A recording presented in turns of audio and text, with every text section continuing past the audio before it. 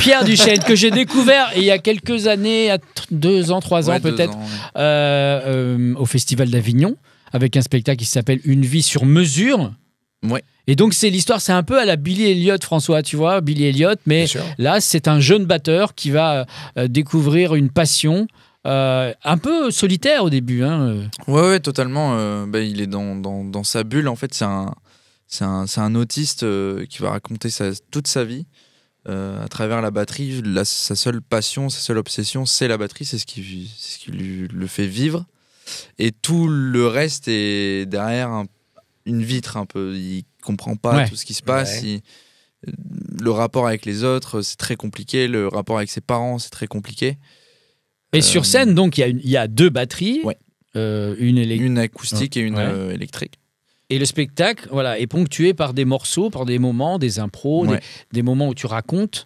Ouais, exactement. Et il y a quand même, ça reste centré sur l'acting et sur l'histoire, plus que sur des morceaux de batterie où ça vient ponctuer un peu l'histoire, mais c'est quand même beaucoup plus léger. Il doit y avoir 20 minutes de musique. Pour 1h20 de spectacle. Tu joues tout seul ou tu envoies quelque chose et tu Alors, le premier moment de batterie, je joue tout seul. Et après, en régie, on envoie des morceaux, etc. Parce que à un moment dans l'histoire, je forme un groupe avec des copains. Oui, il y a un apprentissage, etc. Et donc, du coup, il y a Metallica qui arrive, il y a AC/DC, etc. Voilà. Non, c'est assez fort parce que c'est très original déjà. J'en avais entendu parler de ce spectacle. Ma fille qui a fait Avignon m'en avait parlé, m'avait dit que c'était super. Ouais, moi à chaque fois, tous les soirs, en plus là je le joue actuellement à Bordeaux, tous les soirs je suis choqué du texte, quoi. C'est trop bien. C'est puissant. Tu le joues en ce moment à Bordeaux ? C'est Cédric Chapuis qui a écrit. Oui, c'est ça, d'accord. Et vous êtes 2 comédiens en alternance. 4 comédiens en alternance. Donc il y a Cédric Chapuis qui le reprend un petit peu. Au début. Là, qui va le reprendre cette année à Avignon au Théâtre de la Scala. Ok, super. Ouais, c'est fou. Bel écran. Et il y a Gabriel Charbonnet avec qui j'ai été pris en même temps sur le spectacle, parce qu'ils n'arrivaient pas à nous départager au niveau du casting, donc ils nous ont pris tous les 2. Classe. C'est bien. Je dis ça, je dis rien. Et après, il y a Pierre-Martin Banos, du coup, qui est là depuis 3 ans à peu près sur le spectacle. Pierre-Martin Banos. Toi, tu as commencé tôt à conservatoire, tu l'as fait pendant 7 ans alors j'ai commencé à 6 ans l'éveil musical. À 7 ans, j'ai commencé la formation de percu. Et après, jusqu'à mes 18 ans, j'ai suivi le cursus classique. Il y a juste une année à la toute fin, ma dernière année, où le conservatoire est parti de la ville. Donc c'est une association qui a repris. Mais je faisais toujours partie de l'orchestre, de l'harmonie, et surtout d'avoir des groupes aussi au lycée, etc. Alors aujourd'hui, t'es pas que musicien, t'es surtout acteur. T'as fait ipasseur.com. Oui, on a la première le 8 et 9 mars à Agen. Et après, on le joue à Bordeaux 2 semaines. Et moi, je suis en alternance avec un autre comédien batteur. Mais Et vous bossez avec Pierre-Loup. Voilà, et je travaille avec Pierre-Loup. Alors Pierre-Loup. Bonjour. Bonjour. Il serait temps. Oui, il serait dire bonjour. Oui, quand même, dis donc, on a commencé depuis un petit bout de temps. Pareil, tu as fait du jazz au conservatoire. Alors d'ailleurs, avec une professeure que je profite de saluer, qui s'appelle Marina Valla-Leclerc, qui m'a... Oui, au début, j'ai commencé du classique avec elle, et puis après... En fait, elle a su au bon moment me faire découvrir le jazz avec des morceaux, etc. Et après, en fait, c'est quelque chose... justement, tu disais sur la démarcation entre est-ce qu'on choisit la musique et le théâtre, etc. Moi, le rapport que j'ai avec la musique, c'est plus un rapport passionnel plus que professionnel. Je dis pas que on peut pas être professionnel, et je pense que tu seras d'accord avec moi. Mais c'est plus quelque chose. Je me considère pas du tout comme pianiste, loin de là. C'est vraiment quelque chose que je fais comme les amateurs, en fait. Oui, aimer faire quelque chose. Amateur, c'est un joli mot. Oui, non, mais totalement. Pas un gros mot. Mais je le revendique d'ailleurs.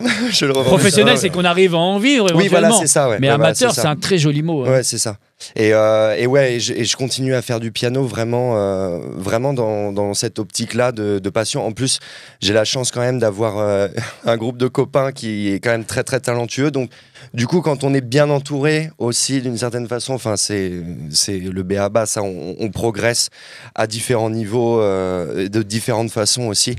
Et c'est quelque chose qui est pour moi est passionnant. Enfin, c'est vraiment le rapport à la musique. Ça passe par quel instrument chez toi? Moi, le piano. Le piano, ouais, le piano. Et t'as enchaîné beaucoup de formations. T'as presque 9 ans de formation. En fait, tout. Ouais, j'ai du clown. Ouais, j'ai fait du clown avec un monsieur qui s'appelle Pierre Marzin. Ouais.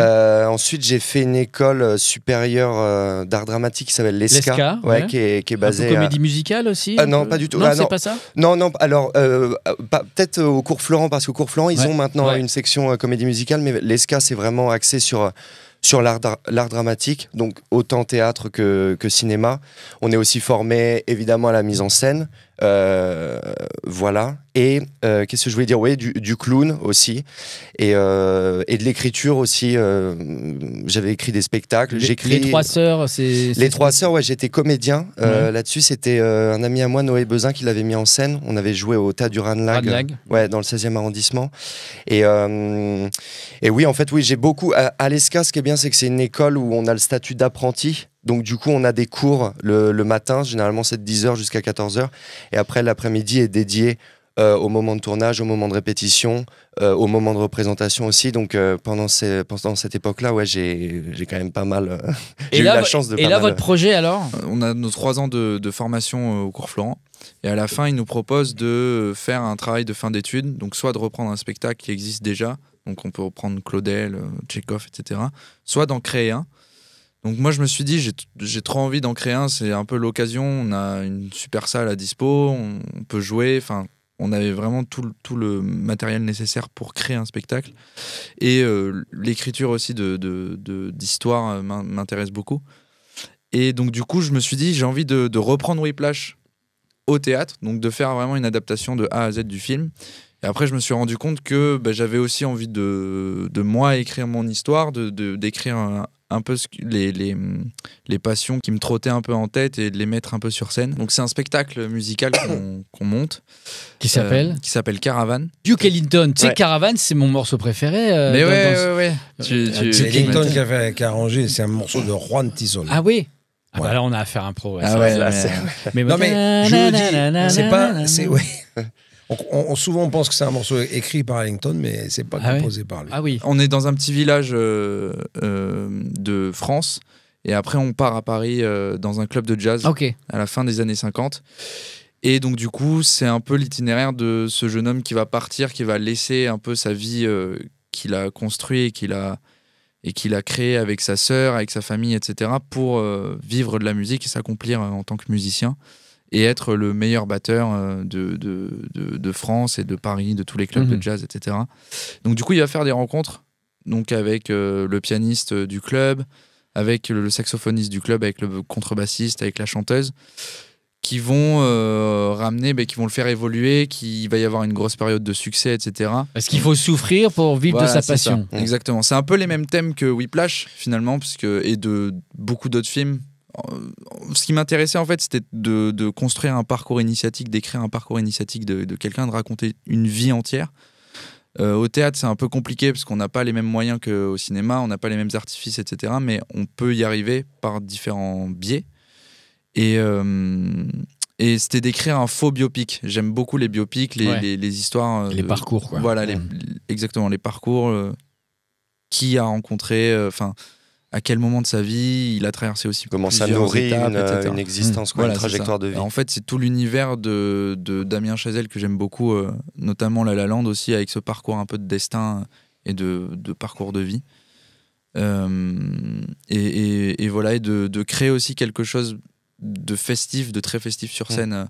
Ça m'intéresse beaucoup. Quand on parle du jazz, après chacun évidemment a sa vision, chacun a ses évocations qui lui sont propres, mais il y a quelque chose qui va avec l'aspect joyeux de l'existence aussi. Et tu disais, moi aussi, sur cette mise en scène de ce spectacle, on s'ancre aussi dans le côté on est à Paris, c'est aussi d'une certaine façon les Azous à Saint-Germain-des-Prés, il y a l'univers de Boris Vian. Pour avoir de la liberté, il faut un cadre, et en fait le jazz, c'est aussi cette joie justement de briser le cadre pour en créer un nouveau, mais quelque chose qui n'a rien à voir avec la forme précédente, et c'est toujours extrêmement exaltant à créer ce genre de choses. Et du coup, dans la pièce, il y a beaucoup cette cette esthétique du conte, de l'ordre du conte. Mais un peu, j'ai cité Boris Vian, mais de la même façon que dans L'écume des jours, il y a ce côté qui parle justement de jazz, avec des moments complètement rocambolesques, etc. Et là, dans le spectacle aussi, on s'axe beaucoup. Quelque chose qui est très important, c'est que chaque personnage soit extrêmement défini, à la fois dans sa silhouette, dans la façon dont il ou elle a de s'exprimer. Parce que c'est ça, en fait, qui crée vraiment l'histoire, qui crée l'événement théâtral. Il y a un peu le mythe du héros. Moi, ça me fait penser comme ça. Alors, c'est peut-être pas la bonne comparaison, mais Magicien d'Oz. C'est-à-dire que c'est un parcours comme ça, initiatique, ou Le Petit Prince, ou à des rencontres fortes, avec des univers précis. Quoi. Mais c'est vrai que l'idée de la transmission, elle est très, très importante dans ce spectacle. C'est-à-dire comment Charlie, du coup, ce jeune batteur, va dealer avec son passé. Comment aussi les musiciens et musiciennes du club vont l'influencer, dans quelle direction ils vont l'influencer, et c'est aussi comment on gère son passé, et du coup comment on construit un futur avec son passé, avec notre héritage en fait, avec tout ce qui nous forge l'identité. Exactement. Caravane, le titre, il est bien pensé parce que ça relie le voyage, le jazz, le côté itinérant bohème un peu. Et là l'idée c'est d'aller où? À Avignon. C'est d'aller à Avignon. Et cette année on y sera cette année, au Théâtre de l'Arrache-Cœur. Très bien. À 11h15. À 11h15, donc avant midi, pas 11h15 du soir. C'est bien pour les pros, ça. Ouais, c'est bien, c'est très très bien. Et c'est du 5 au 26. C'est du 5 au 26 juillet. 5 au 26 juillet. On mettra en lien aussi. Et on a 10 dates aussi au Funambule, au Théâtre du Funambule. Ah oui, qui vont arriver là, du 10 mars au 8 avril, T'as du Funambule à Montmartre. Les lundis, mardis. C'est vachement intéressant, c'est super. Et moi, vous avez parlé de Whiplash. Un prof comme ça n'existe pas. Oui, totalement. Mais parce que ça peut pas exister. Oui, non, mais bien sûr. Tu as des profs exigeants. Oui, bien sûr. La question, c'est pas que t'as des, tu vois, mais le gars, c'est un tyran. C'est comme le film Black Swan en musique classique. Oui. Au théâtre, je trouve qu'en plus, c'est une forme qui peut être très intéressante, c'est que de pousser vraiment les curseurs de. Bien sûr. C'est pas vrai, enfin, est-ce que c'est vrai, est-ce que c'est pas vrai, comme l'histoire de la fausse vie finalement bien sûr. de cette personne qui n'a jamais existé. Et ce que tu disais sur la joyeuseté, on dirait, entre guillemets, du jazz, c'est vrai, mais c'est aussi un univers dramatique. Bien sûr. Comme vous aimez les biopics et les histoires de vie de chacun et de chacune, il faut absolument lire, peut-être vous l'avez fait d'ailleurs, la vie de Charlie Parker. Bien sûr, Billy Holiday, qui était dans qui était c'est de la souffrance, mais c'était une souffrance absolue. Parker qui vendait son saxophone pour aller acheter de la drogue et les mecs allaient lui racheter et lui redonnaient machin et quand on écoute aujourd'hui Charlie Parker jouer, on se dit que mais putain, comment il jouait ce mec-là à cette époque-là, il joue aujourd'hui ça n'a pas tellement bougé, quoi. Oui, bien sûr. Comme il joue, lui, c'est juste incroyable. Il est touché par quelque chose de, encore une fois, impalpable. Comment on joue dans les années 40, 50, 30, 40, 50, comme ça. Aujourd'hui, les mecs, tous les mecs qui jouent magnifiquement bien, ils jouent. Ça sort pas de ça, quoi. Moi, ça m'avait marqué. J'étais tombé sur un enregistrement de Billie Holiday qui reprenait Summertime. Et moi, la première fois que je l'ai entendu, mais ça m'a vraiment bouleversé parce qu'on entend dans sa voix la tragédie, mais c'est bouleversant à écouter le timbre de voix qu'elle a. On entend la drogue, on entend l'alcool, on entend les sacrifices. Et en plus, Summertime, le contraste, il est extraordinaire parce que c'est justement ça parle d'une vie où ne t'inquiète pas, mon petit, tout va bien, etc. Et une femme comme ça qui chante ça. C'est vrai que la première fois que je l'ai entendu, ça fait quand même un choc, quoi. C'est comme plus récemment Amy Winehouse, on voit toute la souffrance. Et quand tu vois le documentaire, tu te dis d'accord. Amy, totalement. C'est terrible, c'est terrible. Les destins, en fait. Est-ce qu'il faut être joyeux pour faire de la musique finalement?